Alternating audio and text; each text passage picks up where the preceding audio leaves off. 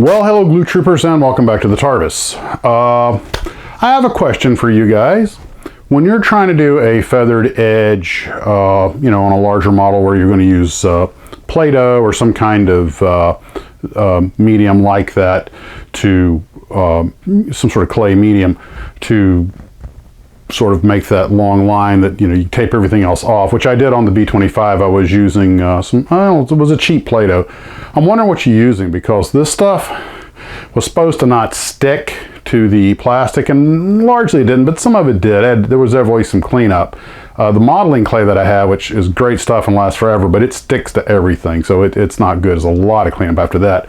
So I'm wondering what you use. I did use it on the B25 fuselage today and got that painted, but obviously there's going to be some cleanup. Not everything went quite right. There were some spots obviously that I missed, and I had rolled it and put the tape over. Once I'd flattened it down, put the tape over. And I did get a nice feathered edge, just at some parts of the contour I just missed a spot. Also, I sprayed from the sides, which worked fine, but when I spray, at some point you got to spray underneath, straight up into the underbelly, well, pulling upside down, but straight across the underbelly, and you always know there's a chance some seepage getting through, and I believe that may account for some of that, but it's not bad. I mean, I'll tidy it up later, probably with the air gun, or maybe just a mask and a quick shot of OD.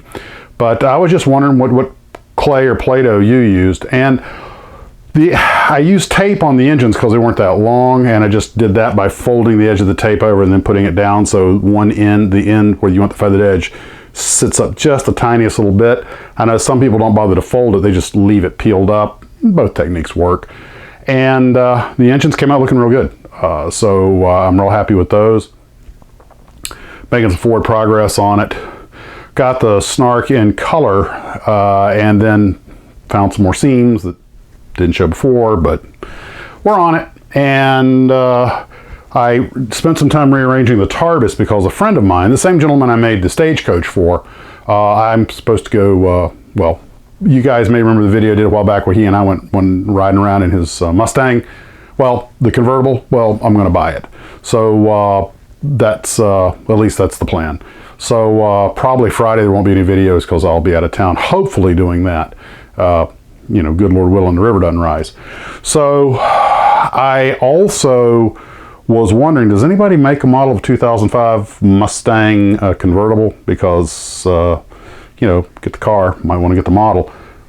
The problem is that if it's a hardtop, I'm like the worst at conversions you've ever seen. I just can't seem to cut a straight line, and not that great at, doing modifications or putty or paint or decaling, but I digress. So I got Freddy Flameout finished today, and true to his name, he's sitting there drying, pretty much hardened. I get up out of my chair. You guys know how tight it is in here.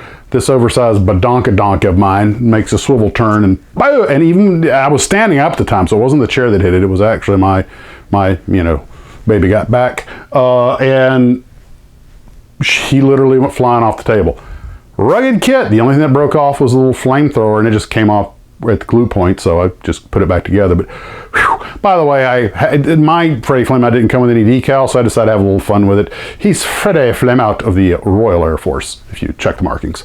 So anyway, my buddy Donovan, when I'm going over, he collects models. He didn't build them, he just collects them. His house is full of them. And he's like, hey, if you got any models you don't want, so a bunch of models that I didn't build and maybe one or two that I did are going his way, and that's going to make a little bit of room here in the TARDIS. So I'm getting rid of some of those old kits that have been collecting dust in the corner that I'd gotten as part of that lot purchase, plus a couple other shelf queens that have just been ignored for time. I also going to give him that big Spitfire I was showing on the other morning. That was just one of those that I bought at Walmart 20 odd, almost, God, I think about how many years ago, and it's been sitting on the table just taking up space. I have no idea where to put it, so I have managed to find a home for some of my models, a place they'll be loved and respected. Now, speaking of my models, which is, kind of my thing, the worst thing you can do with models after you've done working on them is touch them.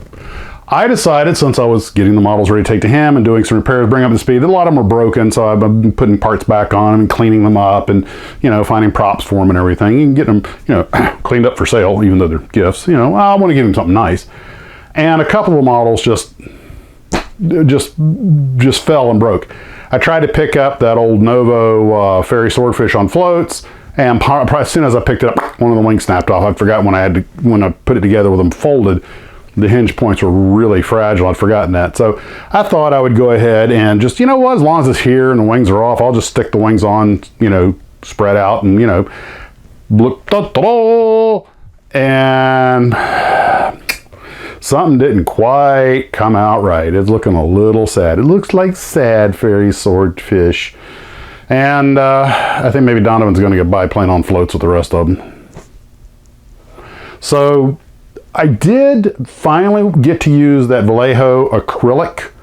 I practiced on old Freddie Flameout's drop tanks, and once I kind of got the technique down, but you really, once you get the black coat on there and let it harden, you really have to lay it on thin. As soon as you build up any at all, it starts it's super thin, it's water thin.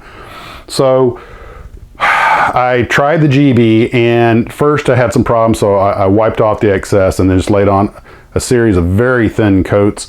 But fortunately, being an acrylic dries fairly quickly. But you definitely got to take your time with it. But it started looking pretty good towards the end. So I don't have any yellow paint for the wings or tails, so I'm going to have to go get to the hobby shop at some point and buy myself some yellow paint, and then I'll get proceeding on that also. Well, let's see. Did I talk about everything? I gave you a status update on the B-25. My wife has the astronaut. She'll get to that when she can. She has other work ahead of it. No rush. Made some progress on the Snark. Novo got the wings on it, looking sad, so sad. Gifting airplanes and models. I did not touch the Tornado today. Got a lot of work done on the B-25. Made some good progress. Not unhappy with the results. Definitely needs touch up, but and I'm curious what you guys are using for Play-Doh. So I think this time I remember everything. I did change my little layout here on the on top of the cabinet, and I thought I would do a little representation of everything. You know, you've got land, you know, cars and trucks and tanks, sea, air, space, you know, could have been, should have been, would have been aircraft, helicopter, then science fiction, then fantasy, and of course parody. So which covers characters. So I think I kind of covered most of the genres there. I thought I would, like, you know, kind of put up an all-inclusive display here for a while, and because this channel is about inclusivity, whatever you build, you know, there you go. And more pictures have been rolling in for the next viewers build. So it's some of you guys, wow, done some nice work. There's some photos of a ship that a gentleman worked on for a long time, and he's put a lot of work into it. You're going to love. And let's see, I think that's pretty much everything. And I always say that before I pull my Columbo and go, just one more thing. So I don't think I have one more thing. I do actually watch a lot of snippets of Columbo. That was a great show. You know, it was so good that they actually brought Peter Falk back to do it again after a while. Apparently he'd retired to Florida, and they brought him back.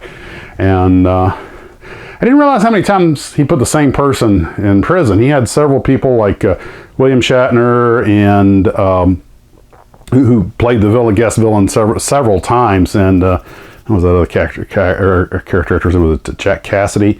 And of course I'm brain farting here, but there were a couple others that were repeat villains, murderers. And the one he had that was a good episode, but was like, it just didn't seem as the villain, was Johnny Cash, but that was a great episode. And having skydived, I could appreciate the technical detail they went to when he goes to the drop zone and talks to the jump master. If you haven't seen it, it's worth a watch. Well, the wife and I might watch Kong versus Godzilla versus Kong again tonight. And after she saw that Catzilla video that somebody sent to me, just go on YouTube, type in Catzilla. There's some talented people out there, way more than me. So I can put her in the mood for a kaiju movie. And hey, who's not always up for a good kaiju movie? So guys, have a wonderful evening. I hope your models are going well. I hope your life is going well. And I want to thank you for coming out and spending a little time with me.